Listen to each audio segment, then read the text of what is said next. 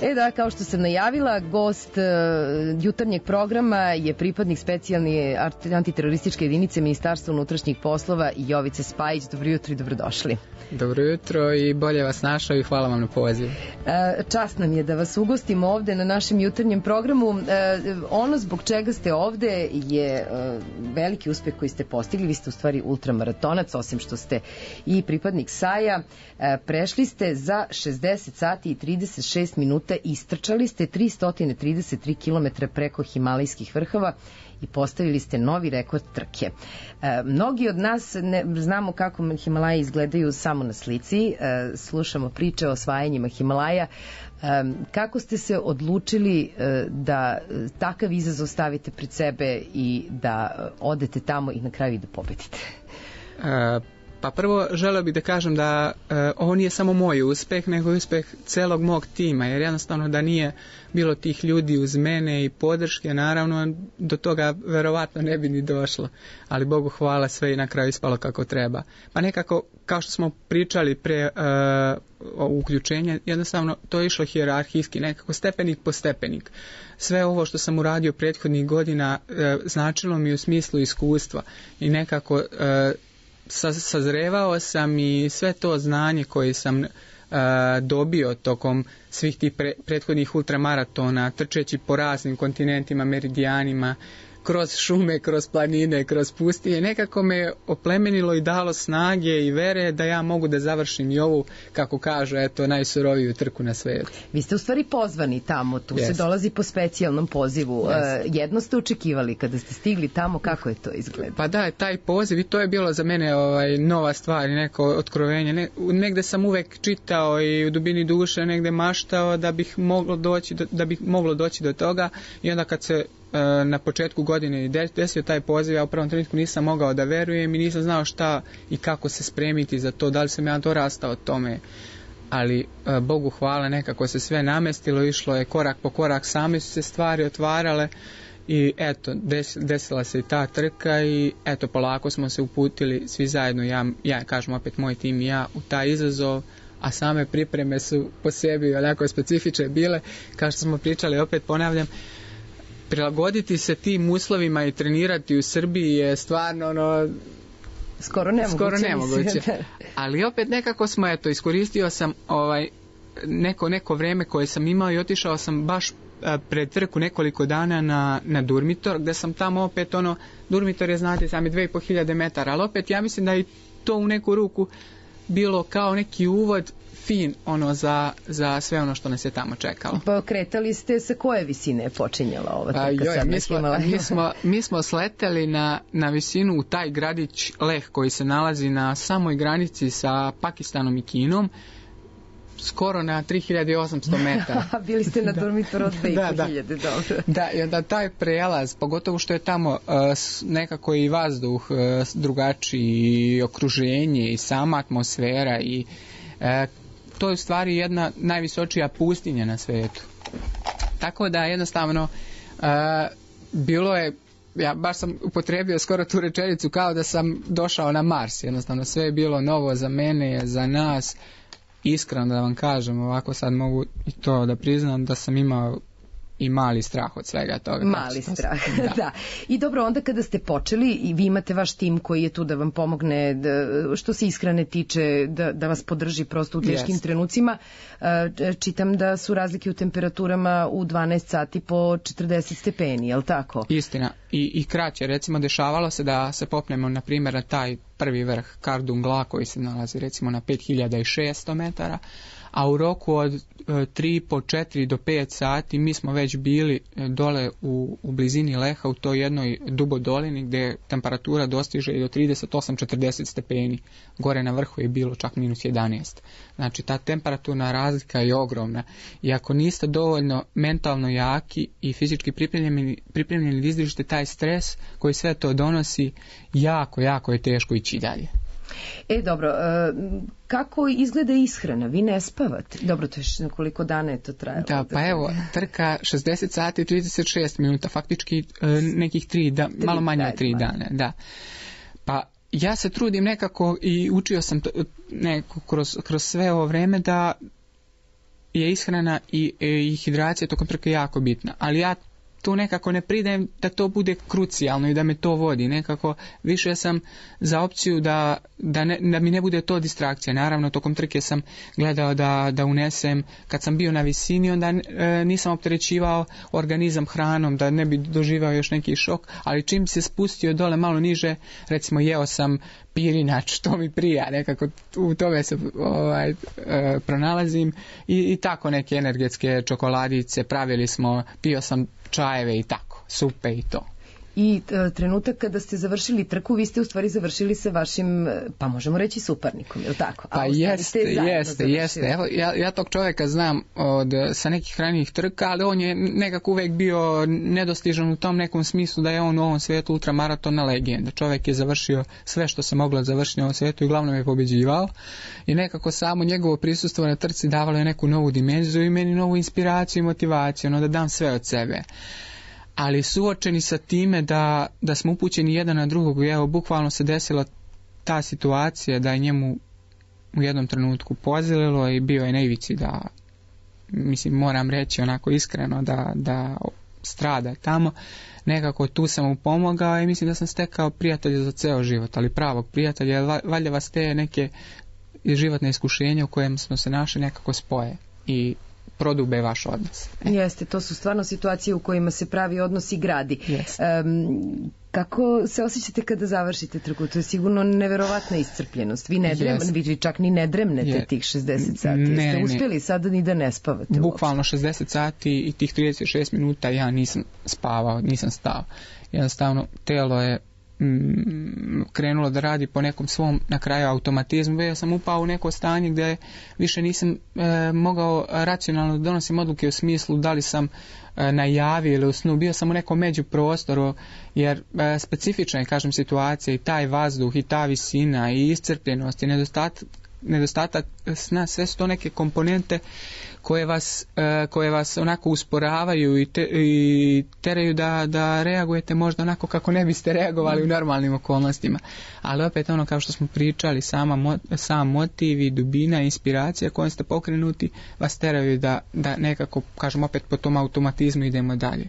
A na finišu je bilo ja moram da kažem, kažu ljudi da li si bio srećan i iskreno da kažem, bio sam prazan, emotivno ispražnjen, totalno i samo sam onako seo tamo i ne znam šta me snašlo, svi oko mene plaču, sve, to je puno emocija, nekako ja samo onako gledam kao nemi posmatrač stvari oko sebe.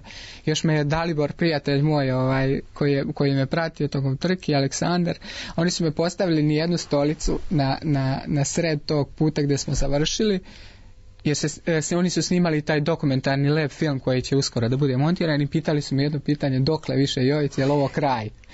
Naravno, meni je samo jedna misao kroz glavu prošla i rekao sam ne, ovo je samo početak nečeg lepog. Bravo, upravo sam to htjela da vas pitam šta je sledeće, ali pre nego što vas to pitam, da se ipak osvrnemo i na one prethodne trke i na ta velika iskušenja kroz koje ste prošli.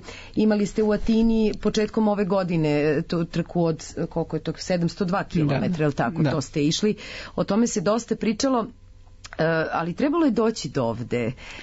Velika je trka koju ste 2014. je li tako, te godine je bilo Staze Titana, kroz koju ste stvarno prošli kao kroz pakao i ipak je niste završili. To je veliko iskustvo, ali priprema za sve ovo. Kako ne? Sve je počelo još 2012. i tu trku kroz Saharu. Jednostavno nekako, posle toga su sledile i ultramaratoni dugački u Italiji, od Milana do Sanrema, pa sam trčao i tu čuvenu stazu trku Titana, gdje sam doživeo onako jako teške trenutke, pa sam posle otišao u tu dolinu smrti, čuveni Badwater u Americi, pa nekoliko šestodnevnih trka, pa nekako je sve to išlo svojim tokom da bi došlo do ovih Himalaja i krova sveta. Ali opet, kao što ste rekli, malo pre, recimo ta trka Titana ili Tor de Jean, kako je zovu, nekako mislim da mi je to ostavilo traga u smislu da sam mnogo više naučio da poštujem i planinu i da ultramaratonu pristupam na način na koji sam do tada pristupao u smislu takmičarskog, u smislu kao da bi se takmičio s drugim ljudima. Nekako previše je tu bilo pritiska i presije. Sad nekako to posmatram drugačije, sa mnogo lepšim motivom, odlazim u sve to, mnogo sam slobodniji, rasterećeniji i vidite, došlo je sve na svoje. I... Moram detalje iz te trke Titana da izdvojim. Kada više niste mogli da trčite unapred, trčali ste unazad. Koliko? Joj, to je bilo užasno, jer tetiva mi je naprsla, jednostavno više nije bilo šanse fizički da se krećem niz brdice te, i onda sam pokušavao i bočno i ovako i da puzim i da jednostavno vidite cilj. Bukvalno je tu bilo još nekih 40 i nešto kilometara do kraja i jednostavno znate da ste tu, toliko toga iza vas, sve te pripreme, ljudi koji veruju, celu stazu koju ste prošli, sam taj osjećaj Alpa, nekako, ali jednostavno nije bilo šanse, medicinski tim me isključio, onako ostala je duboka praznina bila u tom periodu i Bogu hvala da imam takve prijatelje, podršku jedinice, kolega, svih ljudi oko mene i da su meni osnažili kad sam došao, i svega toga se izrodilo da sam posle mjesec dana, posle te teške povrede otišao na Floridu i završio 6-dnevni ultramaraton. Nekako uvijek to, ta vera ljudi oko vas oplemeni i da vam snage i neverovatne stvari možete da završite. Sad kad ste rekli vidi se kraj, tu je blizu 40 i nešto kilometara, 40 i nešto kilometara je maraton, i oni koji trče maraton, to su sportisti koji se realno najviše cene, a za vas je to tek tu je kraj, prešli ste nekih 300 pa sad još tih 40. Da li trčite nekad običan maraton? Ovako, baš oko toga se vodila priča. Nekako mene možda doživljavaju kao nekog, više kao nekog pod znacima navoda avanturiste, ne znam, nije, jer jednostavno smatraju da je ultramaraton možda sport koji je, najde kažem, da ne upotrebim grubu riječ, ali rade ljudi koji možda ne mogu da se bave profesionalno maratonom.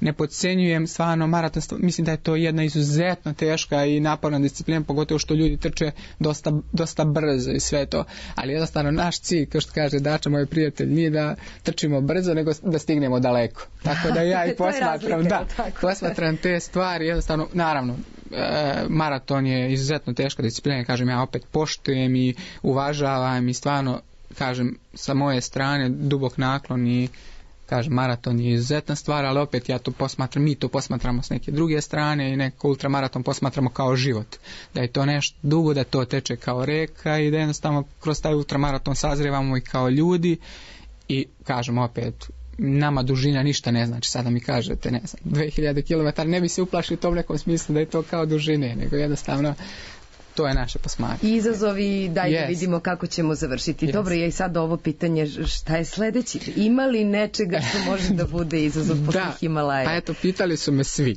bukvalno kad sam došao i porodice i prijatelji, ajde Jovice, smiri se, dokle više. Nije stvar u tome, u stvari, kažem opet ono što smo pričali, tih motiva i razloga zbog kojih sve to radimo. Sad sam kroz ovu trku i ne znam da li ste uspjeli da ispratite, nekako postao sam pod znacima navoda i taj globalni ambasador jednog teškog sindroma koji se zove Angelmanov sindrom.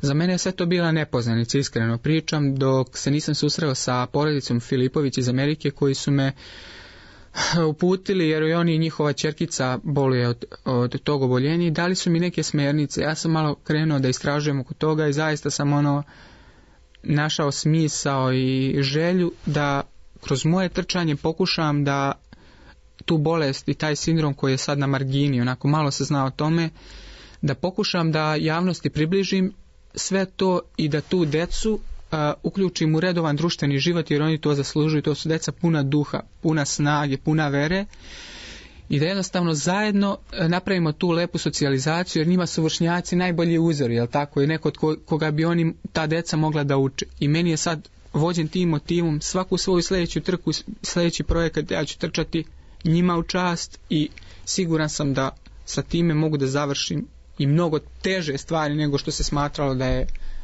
ova trka na Himalajima. Jeste, to je najbolji način da se mnogo toga o čemu se ne zna i s čim nismo upoznati izloži javnosti i da pomognemo svi mi koji možemo. Hvala vam puno na ovom gostovanju. Kako izgleda vratiti se u normalan život? Da, pa... Sad ste u uniformi i idete sad na posao. Jeste standardno. Nekako prvi dan je bilo malo i druga i vremenska razlika i sve to, ali već sam se stabilizovao, već se sve vratilo na neko svoj ustaljeni ritam, obavezu, jedinici, posao, okruženje i nastavljamo dalje, pravimo nove projekte, borimo se svi zajedno u smislu, ne borba kao neki negativan motiv u smislu borba sa drugima, ne, nego mi vodimo pozitivne svoje borbe za neku pozitivnu misao, za neku plemenitu ideju i što kaže, samo nebo je granice. Svaka čast. Je li imamo u planu nešto novo da ispratimo? Ima naravno, bit ćete na vreme obavešteni. Nije još da, uvijek. Jednostavno ima, već se tu nešto pravi, ali polako, o tom potom, nek sve ide svojim tokom, pa ako je suđeno, ako sve bude kako treba, desit će se. Dobro. Hvala još jednom Jovici na ovom gostovanju i na divnim rečima i na divnim poduhvatima koji svakako svima nama daju i snagu i ideju da možemo mnogo preko svojih mogućnosti. Hvala i vama na pozivu i zaista bilo čast, zadovoljstvo i ugodno pričati sa vama.